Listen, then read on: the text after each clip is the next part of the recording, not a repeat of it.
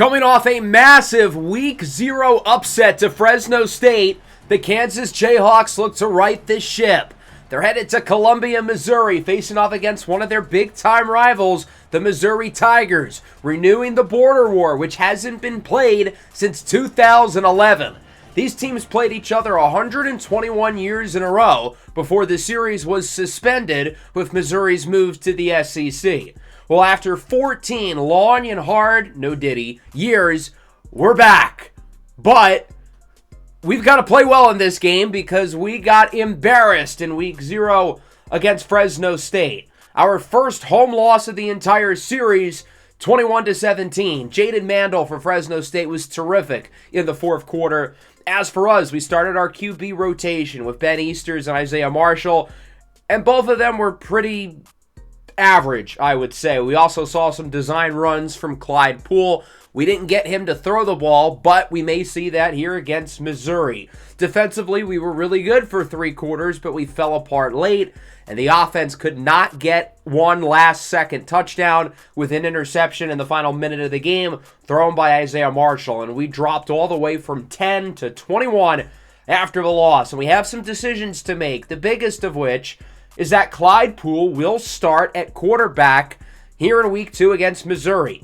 We didn't get him any real snaps as a passer against Fresno State, and with Easters and Marshall both looking unimpressive, Poole will get the start. Doesn't mean he'll play the whole game, but if he plays well, we'll keep him in there. We're also going to burn the red shirt for Anthony Escalante, at least for now. Owen Piper-Gerdes missed 2 kicks. That ended up being the difference of the game. So Escalante will get the start against Missouri, who's playing their first game of the year. They've had all this time off, and they've had all this time to think about this game, which could go to their advantage. Now, they've lost some key pieces. Wide receiver Luther Burden, drafted in the 3rd round by the Commanders. Quarterback Brady Cook in the 7th round by the Dolphins. Sam Horn will get the start for them. He wears number 21. I know it's gross, but I cannot change it, so we're going to have to roll with it. They certainly are missing some of the star power from their offense last year, and it's not just Burden who's gone. Wide receiver Theo Weiss and running back Nate Noel are also gone, but they've got a well-rounded roster, really good offensive line. Cornerback Toriano Pride Jr., the former Clemson Tiger, is likely a future NFL prospect. So let's not waste any time and get this show on the road. Week 2, Missouri and Kansas. The border war is renewed after 14 years. Because Missouri was ducking the smoke. The 2 quarterbacks in this game, Clyde Poole and Sam Horn, have thrown 8 combined passes through their collegiate careers and have made 0 starts before today, so it could be ugly. Missouri, 57, 54, and 9 all-time in the series. Kansas has not beaten Missouri since 2008. Looking to change that here. 17 years later, as on first down, Horn looking downfield. It's dropped. That was right in the hands of Basil Wilson. He had a pick 6 if he hangs on. 2nd and 10, handoff for Bill Jackson. He loses 2. Wilson makes up for the dropped interception as he's in the backfield with the tackle for loss. 3rd and 12 now for Missouri. Horn looks to throw it. Wide open. It's Joshua Manning. As Basil Wilson blows the coverage. Quite the start to this game for Wilson. Dropped interception, TFL, blown coverage. On first down, it's a play action. Horn down the field. He's got Marquise Johnson.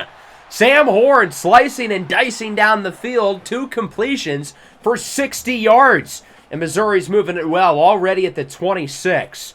Horn looks to throw it again. His pass is picked off. Devontae Crispin, the true freshman, has it. And he is wrapped up at around the 50 by Bill Jackson. So it's Crispin, the talented freshman linebacker, the highest-ranked high school recruit in the state of Kansas, and the highest-ranked commit to the University of Kansas who makes the play. He's a guy who I'm not sure if we're going to redshirt him or if he's going to play through this season. But based on how he's looked so far, he looks like he belongs on the field. I thought he played a really good game last week against Fresno State. And here on the first drive of the afternoon, he has an interception.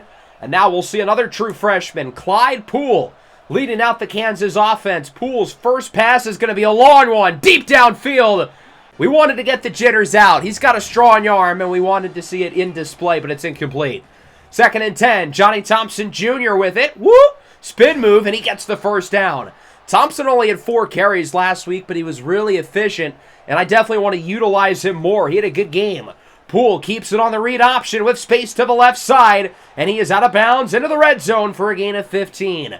As impressive as Clyde Poole can be as a passer, he is dynamic with his legs, an incredible runner. As he looks to scramble with it here on first down, he will take off, and he only gets around 2 or 3. That was not a great play by Poole. I like that he was able to extend out of the pocket, but he had an open rushing lane. He had open receivers, but he hesitated. On 2nd and 7, he is sacked. Zion Young brings him down. The offensive line struggled last week, hoping for not a repeat today. He'll go short on 3rd down for Sevion Morrison. And the drive comes to a close and will meet the true freshman kicker, Anthony Escalante. His first career field goal is right down the middle, and Kansas will score first. They lead 3-0. A solid opening drive for Clyde Poole. Again, he's going to have to play well if he wants to stay in this game. He had the nice run, a couple of good throws, but nothing spectacular. As here is Joshua Manning. His second catch of the game. He's already got 50 yards with a nice play after the catch and a first down for Missouri. Play action. Here is a short pass from Horn. It's caught by Bill Jackson. Gets by Avante Dickerson. Breaks the tackle from Javon McIntyre and is wrapped up at the 35 by Wilson. We're only halfway through the first quarter, and Sam Horn already has well over 100 passing yards on the day. On 2nd and 10, Horn wants it all. He's got it! To the 1! Mekhi Miller puts multiple defenders on a poster, and now Missouri looks to punch it in. Here's Jackson, 1st and goal, bounces off blockers, and he's wrapped up into the end zone for a touchdown. An impressive drive by Missouri. Sam Horn is slinging it across the field. He has nearly 150 passing yards already through the first 2 Missouri drives, and it's 7-3. Let's see if we can open up the playbook a little bit for Clyde Poole, but we'll start on the ground. Morrison does not get the first down. And on 4th and inches at the 35, we're going to go for it with Ben Easters at quarterback. The reason why he's in over Clyde Poole is because he's bigger. And he'll run for the first down on the QB sneak. Drive stays alive. Poole returns to the game. We'll finally go back to the air as he connects a first down throw for Philippe Wesley, the transfer from San Diego State. To the outside, Sevion Morrison has a few blocks. Past the 40 to around the 35-yard line. A good run by Morrison. We're really setting the tone on the ground. Haven't asked a lot out of Poole as a passer. He will look to throw it here. Now with space. He'll take off and slides past the 20. Kansas back into the red zone, and that'll wrap up the first quarter. A 7-3 lead for Missouri. Sam Horn has been a gunslinger so far. Looking down the field, he's been mostly successful, but he also had the interception by Devontae Crispin. On the other side, we've ran the ball well. Clyde Poole has only thrown the ball 5 times. He's 3 for 5, 20 yards. He hasn't looked bad, but he also hasn't been spectacular either. 3rd and 5, short throw. It's Moody Rubin, the transfer from Stanford. He gets a first down to the 2, and the Jayhawks are awfully close. We'll see if they can punch it in. On 1st and goal, it's play action, and Missouri sees it coming a mile away. Into the backfield for a sack is Brayshawn Littlejohn. 2nd and goal, Joseph Manjack gets it to the 1. That's his first reception as a Jayhawk. And now Kansas is just a couple feet away. Morrison is stopped. Marquise Gratial brings him down, and the offense stays on the field. They trust the freshman quarterback. 4th and goal. Poole, end zone, touchdown! Moody Rubin with the score, and Kansas takes the lead. Now, admittedly, that was not a great throw by Clyde Poole. He saw all the space on the right side of the field, figuring if Moody Rubin creates separation, he'll be wide open, which he was. It was a perfect route. However, the pass was a little bit off mark from Clyde Poole. However, Rubin does an incredible job of laying out, making the catch, and that's Clyde Poole's first collegiate touchdown. The Jayhawks lead 10-7 as Missouri gets it back. Jackson on 3rd and 2 is going backwards. Jason Gilliam brings him down. That'll lead to a punt, and Kansas gets it back on offense. So we've run the quarterbacks in 3 drive increments. This is Poole's 3rd drive of the game. So if he performs well on this possession, you'd think he'll stay in. If not, he might be taken out. It's a holding call on James Livingston after a holding on the previous play. And would you look at this, it is first down and 29. Poole looking up the middle. Another throw kind of offline, but an impressive catch by the true freshman tight end, Isaiah Lamore, the native of Lee Summit, Missouri. Poole keeps it on the option to the outside. He will almost get the first down. An impressive run by Clyde Poole. And it's 3rd and 2. Kansas doing a good job after the 2 holding calls. But Johnny Thompson does not get the first down. Ultimately, Kansas would punt it away. And Missouri gets it back. So despite being in a 4th and short at around midfield, we decide to play it safe. Horn has it back, launches it down the field, and it's right in the hands of the receiver. But Devin Dye breaks up the pass. That was a perfect throw, if not for Dye to make the play. 3rd and 8, Horn looks to throw it up the middle. Short throw and catch. It's a first down for the running back, Bill Jackson. Missouri hasn't been able to run the ball, but they've gotten Jackson involved through the air. 3rd and 7. Horn up the middle. Another first down. This time it's hauled in by Marquise Johnson, who keeps the chains moving for Mizzou. Another 3rd down. Now 3rd and 2. And another first down. It's Bill Jackson, who gets by the initial defender and makes a nice play after the catch, gaining around 20. Just under a minute and a half to go in the second. Horn, his pass is caught. The receiver, Miller, stays in bounds, and he'll get a first down before heading out of bounds in the red zone. 3rd and 4. Horn looks to throw it, and he is sacked on the play. The true freshman, Seth Jennings. But there's a flag. Illegal contact on J.B. Brown. Automatic first down for Missouri. That is a killer, and ultimately, it'll be the difference of 4 points. Bill Jackson walks in for his 2nd touchdown of the game with just 25 seconds left in the first half, and Missouri takes the lead back 14-10. Offense has it back. They've got to move quick. Thompson with the first down. And as you noticed, the quarterback making the throw under center is Clyde Poole. I like what I've seen, and we're going to keep him in the game. He's been impressive. Poole up the middle with a strike for Manjack. Near the 50, we're going to call timeout number 2. I think that was Clyde Poole's best throw of the day so far, in between 3 defenders, threading the needle. Following play. Poole bounces off a blocker, jukes away from a defender, slides for a first down, and we'll use that 3rd and final timeout with just seconds left in the half. What a drive by Clyde Poole. Not even a 2-minute drill. It was more like a 30-second drill. 49-yarder, Escalante, it's good! And the lead is within 1. An impressive finish to the first half. Clyde Poole moving quick with 2 big throws and an impressive first down run, followed by a long field goal for the freshman, Anthony Escalante. He's 2 for 2, and the lead is within 1. Missouri leads 14-13 in what's been an exciting game so far. I've liked what I've seen from Clyde Poole. I think he's been quite good, and assuming he keeps this going, we'll probably keep him in there for the rest of the game. The point of the QB rotation isn't necessarily supposed to be by committee, but it's more so who has the hot hand, and if a guy is playing well, we'll keep him in there the whole game.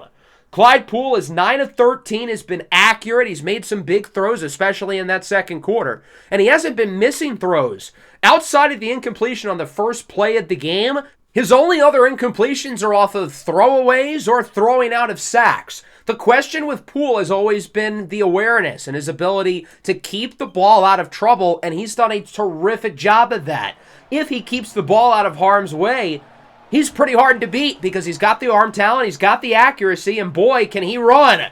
Look at Jazir Tolbert, the true freshman, with an impressive gain of around 10 or 11. Good to see Tolbert getting a nice first down run as this one is caught by Savion Morrison. Nice play after the catch, and a good throw by Clyde Poole, giving Morrison all that space for a big first down play out of bounds, and the offense seems to be in a nice rhythm with Poole under center. Johnny Thompson Jr. up the middle. He gets a first down run, and these running backs are all really producing on this drive. Tolbert, Morrison, Thompson, all with first downs. Back to Morrison. Here's another one. Inside the 20. We don't even really need Clyde Poole on this drive. The run game has been terrific. Daniel Highshaw now to the left side, and that does not go as well. He loses a couple yards, and so that'll make it a 2nd down and 12. Sticking with the run, Morrison loses 3. A quick response by Missouri, and it's 3rd and 15. That was Devin Blaylock with the TFL. Now on 3rd and 15, it's caught by Philippe Wesley. breaks a tackle, and he gets around 11 or 12. Good play after the catch. That's not enough to convert, and we're just going to bring the field goal unit out. But the kick is no good! Anthony Escalante misses it to the left, and Missouri holds on to the lead. So the kicking woes continue for Kansas, with Piper Gertie's missing 2 field goals in week 1, and now Escalante, who's been really good today, made one from nearly 50, misses an easy one. Missouri still ahead. Horn on the run with a strike for his tight end. Breaks a tackle down the field inside the 30. A gain of 47 yards for Brett Northfleet. And Missouri is quickly in business here on this drive. Horn, RPO, hands it off for Jackson. And he will run over Devin Dye. And he gets it to around the 7. Last time Missouri was in the red zone, we stopped them, but we blew it thanks to the penalty. Here's Jackson, breaking tackles. Somebody bring him down. He's wrapped up at the 1. Really only should have been a gain of a yard or 2, but the tackling today has been suspect. Now we have moved in on the line of scrimmage. This one's going to be on Kansas, and we're just going to let them get closer and closer and closer to the end zone. Tommy Dunn Jr. with the neutral zone infraction. We got to bring these guys down, not at the 1, and not just let them inch their way forward. 2nd and goal from 9.5-yard line. It's a handoff for Jackson. He doesn't get it. J.B. Brown brings him down, trying to make up for the penalty late in the first half. And now it is a 3rd and goal, one of the biggest plays of the game. Horn looks to throw, and it's broken up! Devin Dye with the deflection, and Missouri has to settle for the red zone field goal.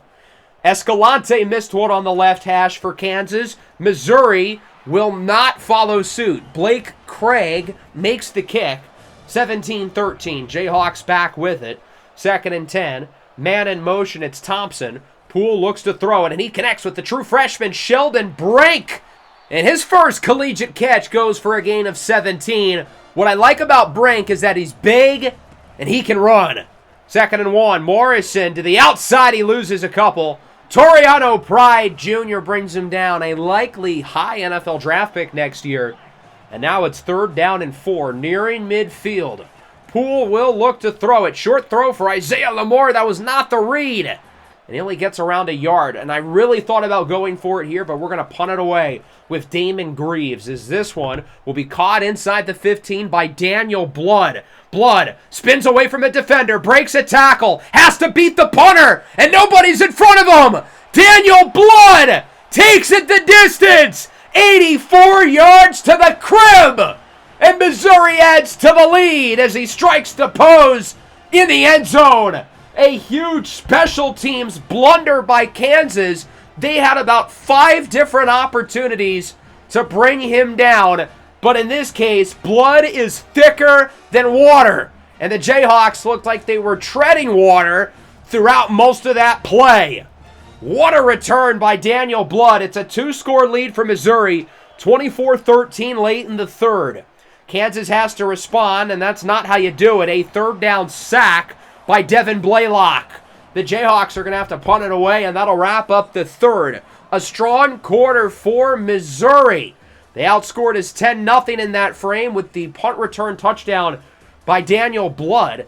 We're down by 11. We're starting on defense. It's looking bleak. Our team had some crazier comebacks last year, though. But we also had an all-star cast of future NFL players on the roster. Horn with a nice throw, and it'll go for a 1st down near the 30. Hauled in by the backup tight end, Jordan Harris. However, this one's coming back. A holding call against the Tigers on Mike Rutherford, the right tackle. A costly flag, as it's now a 2nd and 17. Delayed handoff for Jackson. He is smothered in the backfield. Jason Gilliam's had a nice day. His 3rd tackle for loss. 3rd and 20. Horn. He is hit as he throws on the screen. It's incomplete. So the defense gets a quick stop. Offense got to score here. Down by 11. It's now or never. Here's Poole up the middle. A nice throw for Philippe Wesley. That's a 1st down to the 45. I think of all the receivers so far, Poole seems most comfortable with Wesley in the slot. As on 2nd down, it's a loss of 4 for Thompson. We've got a flag. It's going to be a holding on Kobe Baines. Honestly, if I was Missouri, I'd decline it. If I'm a defense, I'd rather a 3rd and 14 than a 2nd and 20. But they'll accept it, and we'll get 2 chances to get the 1st down instead of 1. 2nd and 20. Poole scrambles to the left, under pressure, launches it deep. Thompson wide open. He breaks the tackle, jukes from the defender, and Johnny Thompson has it to the 10. What a play by the Jayhawks, and they have it in the red zone. First of all, great job there by Clyde Poole to evade pressure, scramble to the left, and find a wide open receiver. How was Johnny Thompson uncovered? And then he does a great job after the catch, puts his head down, jukes away from the second level, and he will bring Kansas inside the 10-yard line with the offensive play of the game so far. 1st and goal, handoff for Jazeer Tolbert with space. He will fight his way forward for a touchdown. The true freshman is in for his first collegiate score, and now we're going to go for 2. Try to make it a clean 3-point deficit. Poole will look to throw it. Short pass is caught. Isaiah Lamore hangs on. The touchdown scored by a true freshman. The 2-point conversion thrown by a true freshman. Caught by a true freshman. These young guys are really making plays for us. Missouri gets it back up 3. Defense has to hold here as Jackson stumbles backwards, somehow breaks the tackle, but still loses a yard. Good job by the defense to have about 6 guys there. 3rd and 11. Horn off his back foot. It's incomplete. The defense gets a stop, and the offense has plenty of time. 5.5 minutes to try to take the lead. Poole keeps it on the option, but the defense sees it coming, and he loses around 3. It's now a 3rd down, 3rd and 8 for Kansas. This clock continuing to go. Poole looks to throw it, and his pass is picked off. Toriano Pride with the interception, and he brings it past the 40 for Missouri. So the Tigers get the turnover, and they're in striking distance of winning this game. Clyde Poole with his first career interception. He's done a good job of avoiding mistakes until that one. Nobody was open on that play. He was under a little pressure, but he knew not to throw it away. Given the situation of the game, he felt like he had to send it in there, but the Tigers make the play, and now our defense has to get a stop. 3rd and 4, it's dropped. Should have been an interception by Caleb Purdy, but nonetheless, the defense does their job. A field goal is fine. Now, they've still got to make the kick. It's a long one, 47-yarder. This one is up, and it will squeak through. That was a close one from Blake Craig, but he gets it to go in. 27-21, and our offense will get another opportunity to take the lead. Clyde Poole was intercepted on the last drive. We're hoping for a little more success here, and we're not even thinking about a quarterback change. Poole has played well enough to play out the rest of this game. Highshaw up the middle with the funky formation. He ends up with a 1st down. Now it's a 2nd and 4. Poole will look to throw it. Has some time, now under pressure, and he will have to get rid of it. A smart play by Clyde Poole. He's thrown it away a few times today. He's done a good job of avoiding bad sacks. And now it's 3rd and 4. Poole took a hit on that play, a little shaken up, as he will call an audible. Looking to switch something here at the line. Looking to throw it. Short pass is caught, but only for a gain of 2 by Jaden Ham. And we've got to go for it here on 4th and 2. Game possibly on the line. It's a direct snap for Morrison, and he gets the 1st down. A gain of around 5 or 6. Nearing the 2-minute warning, we decide to go no huddle and make sure we get one more play in. Poole, short throw is caught by Morrison. He gets around 7 or 8. And that'll bring us to the 2-minute warning here in the Border War. 27-21 lead for Missouri, but Kansas is moving the ball. They've got it past the 50. 2nd and 3. Here's Poole. Down the field. It's caught. A big 1st down catch. Keaton Kubeka to the 31. All these receivers getting involved for the Jayhawks. Following play now. Poole looks to throw it again under pressure. Again, smart decision. Throw it away. Avoid the sack. Avoid a turnover. And so now it's a 2nd and 10. Poole looks to throw it.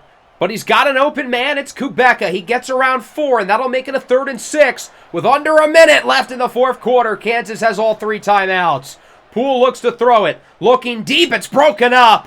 As he tries to get it to the tight end, Isaiah Lamore. And the game comes down possibly to this. 4th and 6. Poole looks to throw it under pressure, and it is broken up. Nobody was open. He had to throw the ball, but Missouri gets to stop. Now, all hope isn't lost. Kansas has 3 timeouts. Here's Jackson. Gets around a yard, and the Jayhawks use their 1st timeout. A 1st down here from Missouri ends it, but their run game has really struggled today. Here on 2nd and 10, 2 timeouts, back to Jackson. Fumble! It's picked up by the defense! And Kansas will keep this game alive for a little bit longer. Cardiac Kansas strikes again. We saw the crazy comebacks last year. Down 3 scores against Houston. Needing a miracle against TCU. In the playoff against Oregon, down by multiple scores. Down by 14 at the half against Texas. And now here against Missouri, we do it again. That ball is clean out. Keenan Caldwell is the one who forces it. Tommy Dunn Jr. recovers, and we've got time. 40 seconds, 2 timeouts. Poole up the middle. First down run, and we are not going to use one of those timeouts. I didn't realize how much time would go off. There's only like 20 seconds now. Poole goes short. It's Morrison. He gets around 5, and we will use that second timeout. Clock sits at around 14 seconds now. It is a 2nd and 5 with just 1 timeout left for the Jayhawks. Poole looks to throw it, looking, end zone, nearly picked! Ho, ho, ho, that was a close one. Kansas just dodged a bullet. 3rd and 5 now at the 11 with 9 seconds left and a timeout still in their back pocket. Poole with space to run, gets the first, dives in, it's a touchdown! There's a pool party in Columbia, Missouri. The true freshman quarterback, Clyde Poole, leads a game-winning drive pending the extra point for Kansas to win the border war. Clyde Poole with his first career rushing touchdown, and it could not have come at a better time. Good job finding space up the middle, puts his body on the line at the end. But let's not get too excited. We still got to make this kick. Anthony Escalante missed a fairly easy field goal back in the 3rd as Missouri calls their timeout to ice the kicker. Possibly for the win in his first collegiate game. Anthony Escalante right down the middle.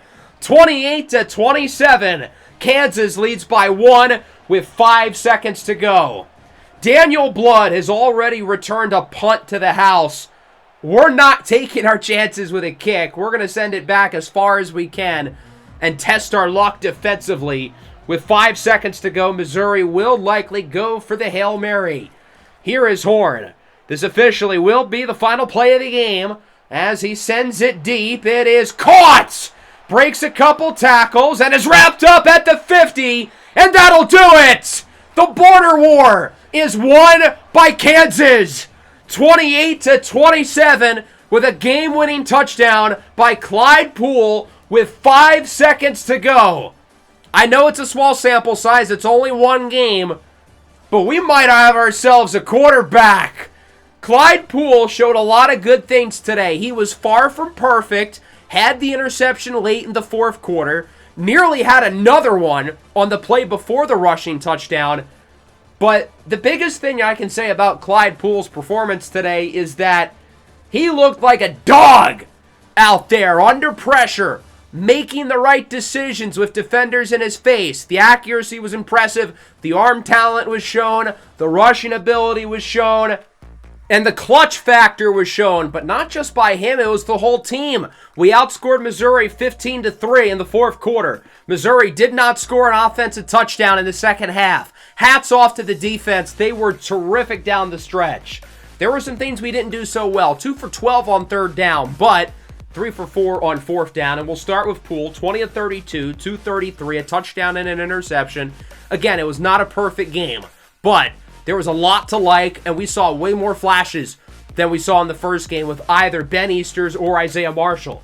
Poole led the team in rushing, and I thought we ran the ball fairly well. Morrison had some nice plays. Thompson, Tolbert.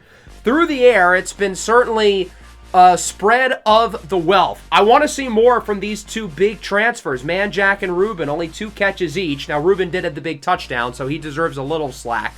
But I'm confident they'll pick it up once we get a more stabilized quarterback. And then the defense, again, struggled early. The pass coverage was horrible in the first half, but we made plays when we needed to. The run defense was terrific the entire game, but especially down the stretch. Of course, the big fumble forced by Caldwell, recovered by Dunn. We need more pass rush, though. We have 1 sack through 2 games, and shout out Anthony Escalante. Hit some big kicks, including the game winner. As for Missouri, Sam Horn there was some good and there was some bad. Nearly 300 yards, most of which came in the first quarter. Made some really impressive throws early, but was held in check otherwise. Bill Jackson really struggled on the ground. The run defense was terrific. Their receivers made some really nice plays, though. I got to give these guys credit. And then defensively, all things considered, the Missouri defense was pretty good. Setting pressure, making plays behind the line of scrimmage. They had 3 sacks, but they really should have had more. Clyde Poole just consistently did a really good job of avoiding pressure and throwing it away. So before we simulate the week and talk about the games across the country, let's dive deep into recruiting. And at the end of the last episode, we talked about our early season schedule kind of screwing us over because other than week 0, we don't play at home again until week 7. The only time we're going to have guys able to visit in that span is week 3, which is a bye week. So these 4 guys are ready for visits. Sean Pullard, Kerry Chosen, Santiago Herrera, and Alexander Finger. It's a competitive visit between the 2 quarterbacks, but we're not going to have these guys come in otherwise. And I think these battles are going to be done by week 7. So I think it's worth it to just take the lump with the competitive visit and have them in at the same time. We know that these guys have specific deal breakers with Finger. We haven't unlocked any of them, but we know his number 1 deal breaker is pro potential, so that makes that kind of easy. We only have 15 points left, so we're going to start taking some guys off the board in these races that I find to be competitive. We're going after a lot of running backs, and with Notre Dame's interest in Nick Massey, I think we can afford to take him off the list. I think he's a good player, but he's the lowest ranked of the running backs here. Quarterback, Kona Mauiua. He looks like a good player, but I'm confident we're going to get 1 or more of these other 3 quarterbacks. Pullard and Chosen are coming in for visits, and Mauiua is not being heavily recruited. If we strike out on the quarterbacks currently on the board, I think we can come back to Mauiua in a few weeks, and he'll still have interest, being that Rice and maybe Oklahoma State are the only teams going after him. We're not going to take off Colby Ellington, but I want to keep my eye on him for a couple reasons. Of the receivers on the board, he's the highest ranked one, and I want to get him. He looks really good. He's a top 60 prospect in the class, and he's a gem, so he's probably going to be a stud. But there's 2 problems. Number 1, Oregon has entered the battle, and if they see how good he is, I think they're going to pounce. The other thing is his playing style. Right now, it's an A- because we threw the ball so well last year. But in week 1, we were dead last in the Big 12 in passing. It was a little better in week 2. Keep in mind I recorded this part before the game against Missouri. But still, I don't think that's going to stay in an A-. I don't think we're going to throw for 300 yards a game because we don't have Jalen Daniels under center. So I'm worried that grade could get below B-, and if it does, that's going to be a deal breaker and he won't be interested in us. We're going to keep him on the board for now, but if Oregon seems to be really invested in this battle and the passing offense continues to be mediocre statistically, we might have to take him off, even if we're, say, 1st or 2nd in this race, especially considering all these other really good receivers we're going after.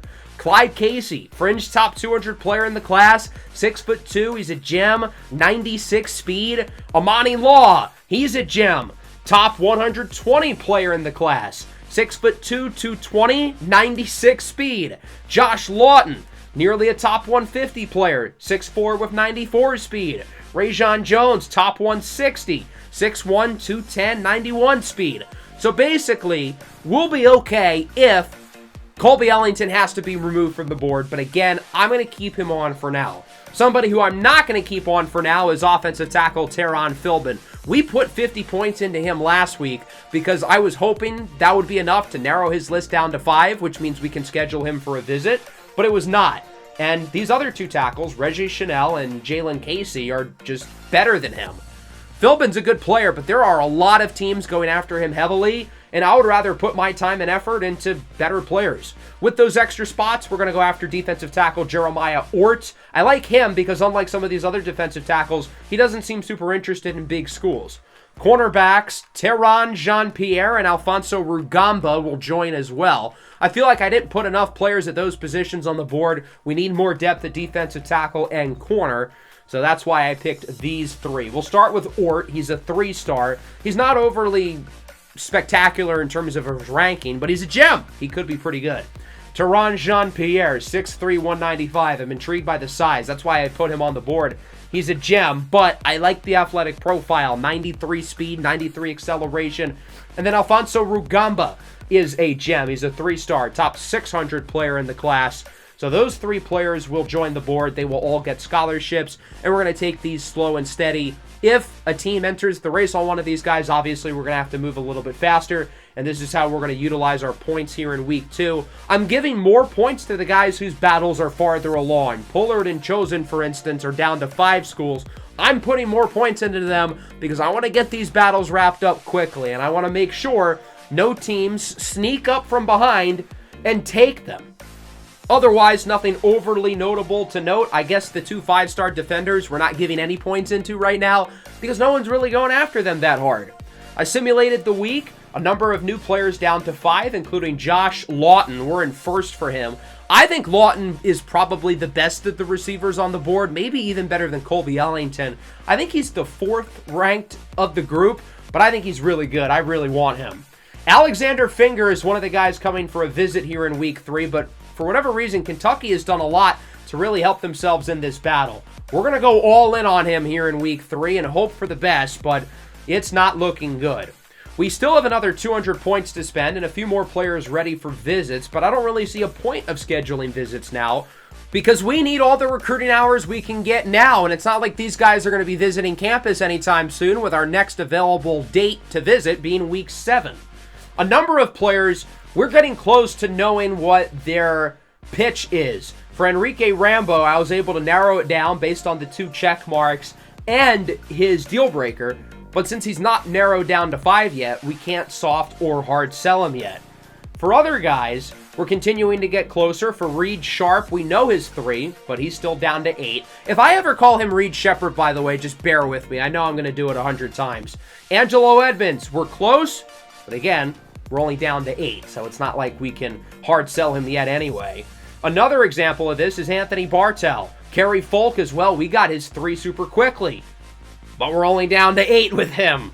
So, unfortunately, the guys who are down to 5, I wasn't able to figure out what their pitch is yet, at least this week. So I imagine next week we'll finally be able to do some hard sells, but we can't yet. Of course, the next time we look at these guys will be in the next episode. That will be our recruiting special where we really dive deep into who these prospects are. And I'm certainly curious to see how these visits go for these prospects entering week 4. And we'll talk about the status of where they are again in the next episode. I do want to point out that the playing styles are now based off of this year's stats. And as you can see, Colby Ellington's a D+. Another player, Bryce Huntley at safety, he's a D. So we'll talk about how we're going to navigate through this. Again, all of that in the recruiting special. But first, let's cover weeks 2 and 3 of the college football season. Keep in mind we're doing them together because of our week 3 bye week. And that starts with the rivalry between Iowa and Iowa State. This one went into overtime, but it was the true freshman Rajai Mosby with his 2nd touchdown of the game, propelling the Hawkeyes to the win 26-23. Mosby, of course, was the number 1 ranked receiver prospect in the high school class of 2025, and he's off to a great start in his collegiate career. I guess that's why he chose Iowa, of all teams. Rough game for Rocco Becht. Abu Sama played well, but it was not enough as we head to Oklahoma. The reigning back-to-back national champion Michigan Wolverines face off against Oklahoma, who lost last week against Miami, looking to right the ship, and they would.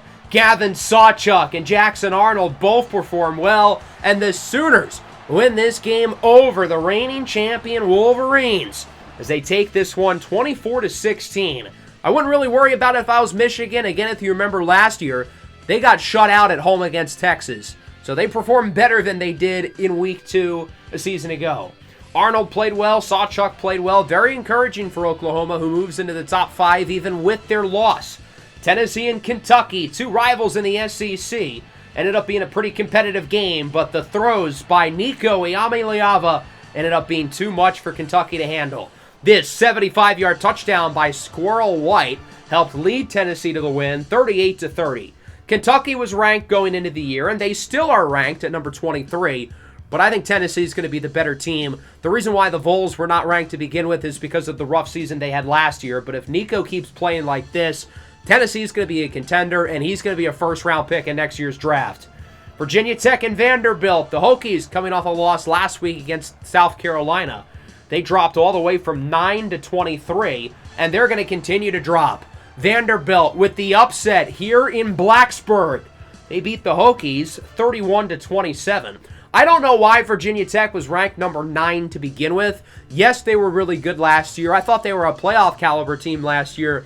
But with Kyron Drones unexpectedly declaring for the draft, that kind of put their whole season in a tailspin. And they haven't really been able to recover. They didn't get a quarterback in the portal. And I think they're really regretting that. Oregon scheduled a gauntlet early in the season. Last week it was number 8 Utah. This week number 7 Oklahoma State. And the Cowboys kept this one super competitive, but the connection of Dante Moore and Evan Stewart was too much for the Cowboys to overcome. Oregon has now beaten 2 top 10 teams to open up the year, and while I don't expect Oregon to be as good as they were a year ago, it looks like the Ducks are going to sit atop college football, at least for now, once again.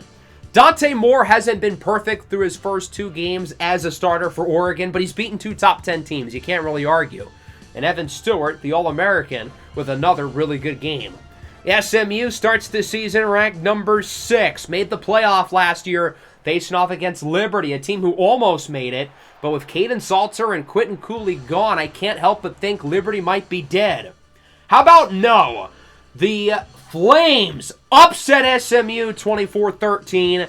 2 passing touchdowns for Ryan Berger, the starting quarterback for Liberty. A rough loss for the Mustangs. This is supposed to be one of the best offenses in the country with a lot of key pieces, including quarterback Preston Stone returning. But Stone didn't look too hot. 54% completion percentage, and he was picked off twice.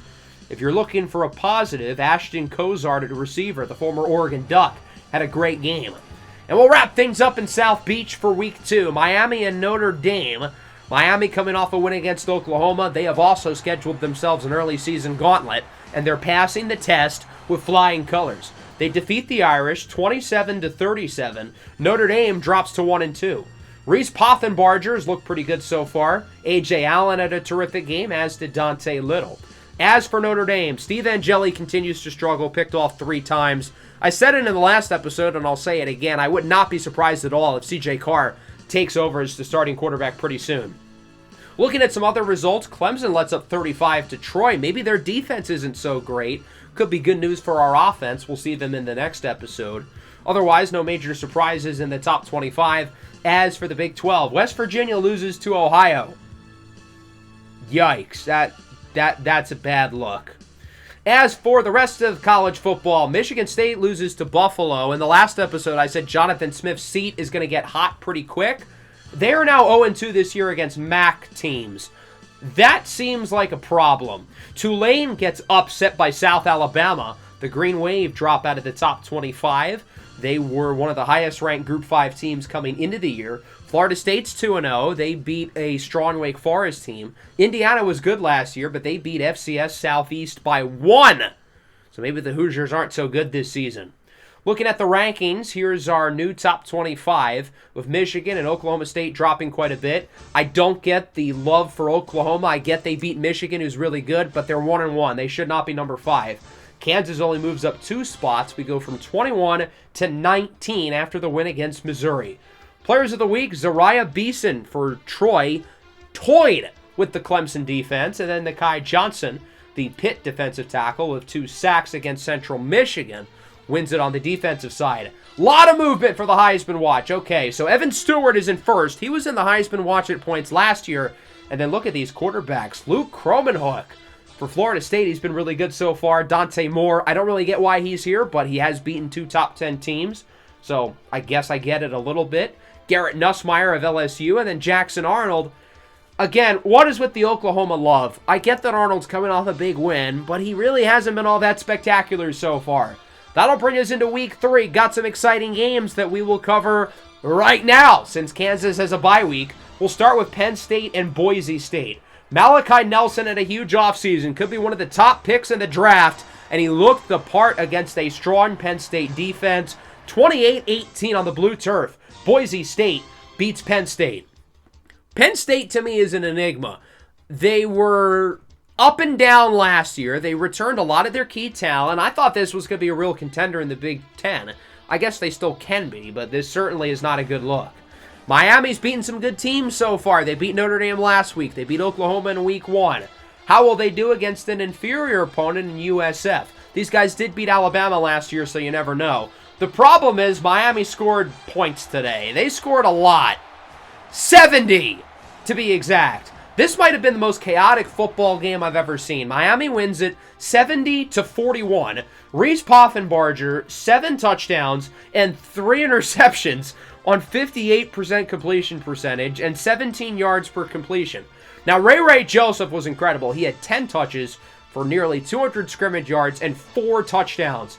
As for USF, Byron Brown doing his best Jameis Winston impression, 368 yards, 4 touchdowns, 4 interceptions. So there were 7 interceptions total in this game, 3 of which by the sophomore corner Robert Stafford of Miami, who's turned into one of the best young corners in the country and somebody who I think will be a first-round pick as soon as this upcoming draft.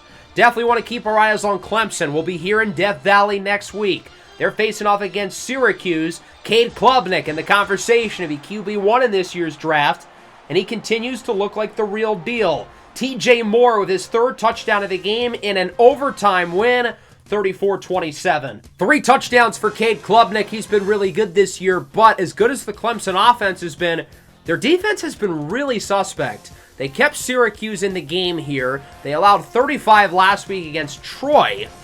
Our offense might be able to put up some numbers against these guys. UCF facing off against SMU, 2 very strong teams. The Mustangs coming off a rough Week 1 loss, looking to get back on track, and the offense certainly did that today. They really struggled to move the ball down the field and score points against Liberty, so they put a 50-piece on UCF, 52-24. A rough week for defenses in the state of Florida. 5 touchdowns for Preston Stone, 3 of which were caught by Ashton Kozart. He's been one of the best receivers in the country so far. UCF lost a lot on offense, and it showed. Their defense also not so good this week. Oklahoma coming off a huge win at Michigan. They're facing off against Temple. Should be an easy win after the 2 challenging games early in the year. Wrong! Temple knocks off the Sooners here at the Link in Philadelphia, 21-14. What a weird season for Oklahoma. Jackson Arnold did not play well. Neither did Gavin Sawchuk.